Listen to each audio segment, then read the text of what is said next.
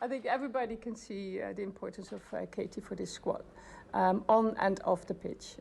She's my first link, of course, as captain, but not only because she's wearing the captaincy band, but because she is the captain of this team. And Katie has a very difficult position, and that is something that we will discuss this week together. She doesn't know yet, so she knows now.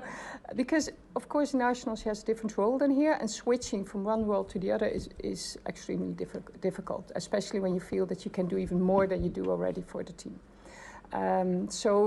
The professionalism, the hunger of success, the leadership qualities, you cannot wish anything better as a coach from your captain. I know there's a bit of debate in her best position. Do you have a view on that yourself? That's what we have to talk about this week. He's saying about my position. I'm sorry, it's me, eh? No, he's just saying about my position. Okay. But that's something we'll chat about this week. I think it's one of those, like... Well, I can say something about it. She knows. She wants to be more attacking-wise. She wants to do more in a forward role. We also want to do that, of course, because we want her goal-scoring and assisting capacities in the squad. But we also know that we play a second best in the world. And then you have to compromise for the good of the team. Whereas in Arsenal she has world-class players. We have here also, but there she has a whole bunch of strikers, midfielders around her that she's serving. And here she wants to end serve, and she wants to create, and she wants to be those players. And of course she wants, because she wants everything for the squad, and she wants to give her all. And that is sometimes not always possible. Yeah, really interesting stuff there from Vera Pauw talking about Katie McCabe alongside Katie McCabe. The bit that happened just before we joined that was a journalist asking Vera Pauw, can you basically explain how amazing Katie McCabe is? Vera Pauw couldn't hear the question, and so Katie McCabe turned to her and said, here, listen, he wants you to say how great I am. And that's why they were laughing at the start of it there. Kathleen McNamee is with us. Kathleen, good morning to you. How are you? Morning, guys. Doing well. How good is Katie McCabe at the moment, and what is Vera Pauw's plan for her, do you think? Oh, my favourite question. Katie McCabe at the moment, I think she's really hit her stride this season. I think what we've seen from her in previous seasons under Joe Montemurro is this sort of transition from being, she went into the Arsenal squad very much an attacking sort of player. That was all she wanted to do. He transitioned her a lot into someone who does a lot more on the ball work, who can be an incredible defender and then also run up the pitch and score the goals or do the set pieces that she does. And I feel like this season under Jonas Eidevall, what we've seen from her is just another step up. You know, I see so many like Arsenal commentators talking about her in the same breath as players like Tobin Heath, Vivian Miedema. You know, there's no other Irish player, I think, at the moment being talked about compared to that sort of world-class talent. I think in terms of Vera Pauw's plan with her for Sweden, part of me thinks that she was just kind of doing a bit of mind games with the whole thing, because realistically, if you're Sweden, Katie McCabe is the player you're going to try and quite, because she is the best performing player. She's our most likely person probably to get a goal, especially from things like set pieces. Those amazing shots that we've seen her do so many times in the WSL, especially this season, where she's on the edge of the box and she just curls a ball perfectly into the top corner. I think she is trying to keep Sweden guessing on what that she's going to do with her. Personally, I think that we can't afford to lose Katie McCabe as much as Vera Pauw said that she wants to do more in a forward position. I don't think we can lose her defensive qualities, especially against a team like Sweden, who are so talented and have so many incredible players. We've seen it so many times, like especially during the European qualification, that one of our downfalls has been those early goals that we let in, and quite easy goals to let in. So I think having a really strong defence, if we could get through the first half at a 0-0 or even a 1-0, I think that would be a really, really good start for Ireland on this qualifying campaign. How do Arsenal use her? What's her position with Arsenal? Is it left wing back?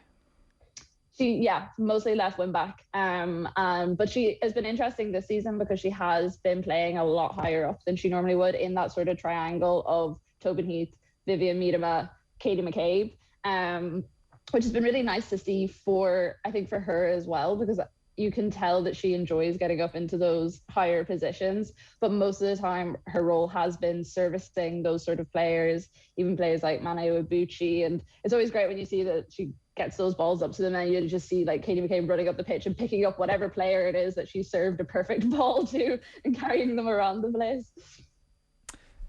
So is there a possibility, and maybe this isn't for Thursday, maybe this is more for Tuesday, or maybe even for Slovakia, Kathleen, that we see Pau going to either three at the back or going with a flat back four and just getting Katie McCabe up that little bit higher when the opposition is in Sweden? Definitely, I think so. I think one of the interesting things with Vera Pau is she's probably been pushing she's been pushing for different formations a little bit more. She's been testing things out. We saw it quite a lot during the European Championships and even in games like the Australia one, that she is willing to mix things up a lot more.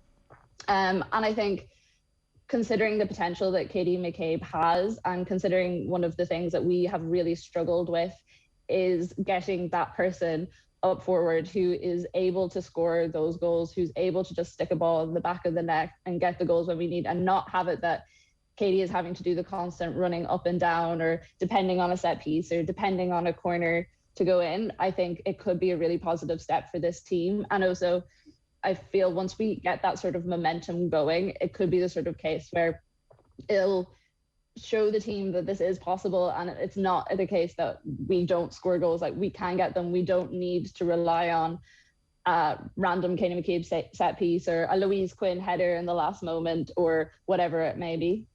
You take that on Thursday, obviously, though, if that were to be the case. But absolutely, it's interesting when you talk about that, the sort of tweaks that Vera Pau has made to her system. I think that maybe is part of the criticism that Karen Duggan made on the show yesterday of Vera Pau about maybe a lack of a discernible identity sometimes with this Republic of Ireland team. Do you think that there are any passes you can give to Pau, given the fact that they've come up against really strong opposition over the last little while and there was a good degree of positive experimentation during that losing run? I think so, and I think it's so hard with the team that she is working with, in the sense that we do have some very world-class players in the likes of Katie McCabe and Denise O'Sullivan and Louise Quinn, but in other areas, very experienced players in those, but in other areas we don't. And I think what I thought I've always enjoyed about Vera Pau is the way that she has brought quite a wide range of players into those camps, even the sort of players that we might not see on the squad on match day, but the ones that maybe in a year's time, if we do well in 2 years time, if we do well in a World Cup qualifier, could be the sort of ones knocking on the door. And I think that the more we see players going over to the WSL, the more that we see these players getting involved in the Ireland camp and feeling like they have a place in the camp.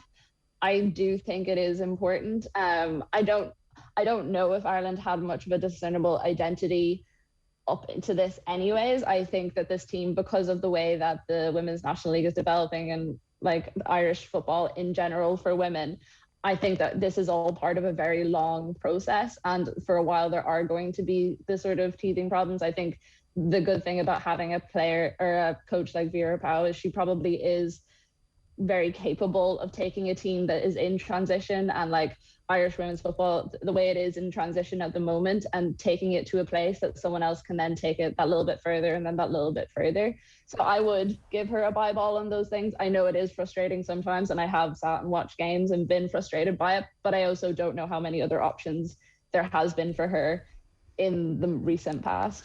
The Republic of Ireland men's team and the women's team, it turns out, are always going to be haunted by the what about the North question, and that's the problem, isn't it? That if Northern Ireland hadn't done better than us in the last qualification for the Euros, then I think people would have thought that okay, this is fair enough, we're trending in the right direction.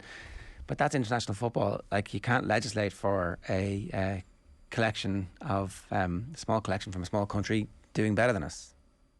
Yeah, and I think if anything, what Northern Ireland achieved beforehand, that's, if anything, it's a plan that we can look to, or it's a project that we can look to, because it is such a smaller contingent that they're working from.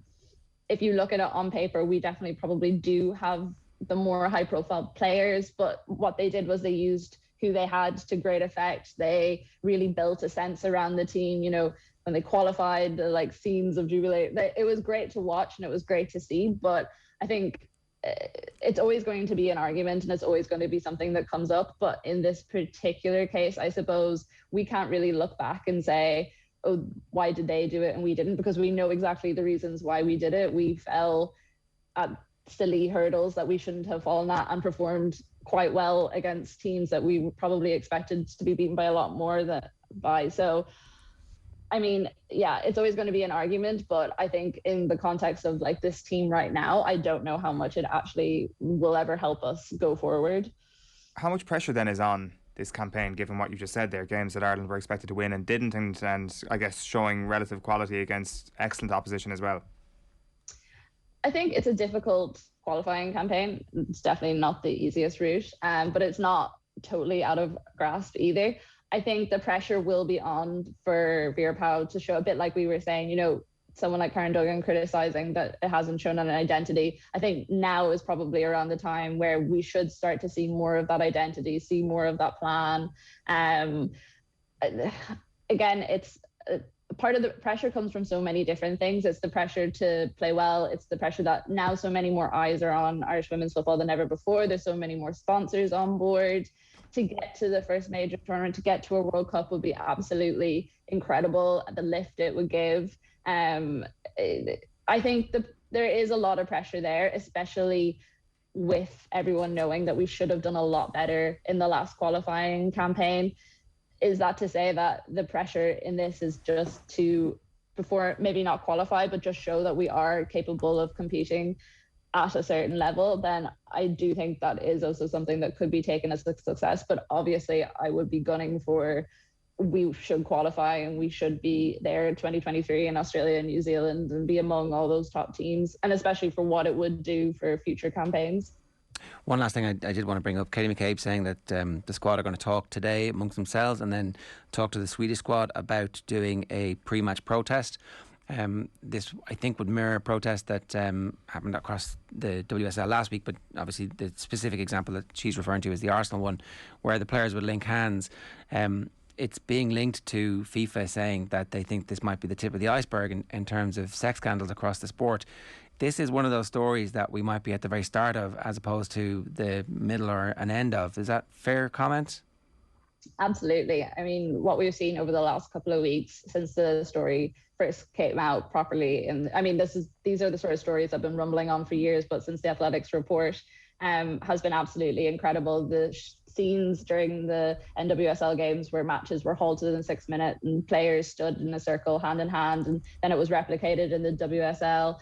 I think it's an incredible moment for not just women's football, but football in general. I think it's coming far too late in the game, but I'm delighted that it is actually happening now. And I think it would be great to see it this week, that more of the teams do show that sort of solidarity at an international level, especially when we have things like there's a report due out at the end of the week on the Australian Football Federation and abuse scandals within it. And I am sure the US women's national team will probably be doing something as well. So I think for Ireland to show that solidarity, especially when we have players that are playing in the NWSL and probably have, I mean, who knows who else has been affected by this. It's not just a US thing. It's been incredible to see, and it's been incredible how player-led the whole thing has been, and the fact that it is entirely players standing up and saying, you know what, I wasn't treated well and I was too scared to say it, but now I can say it. And to see fans and like other people row in behind that absolutely has been great.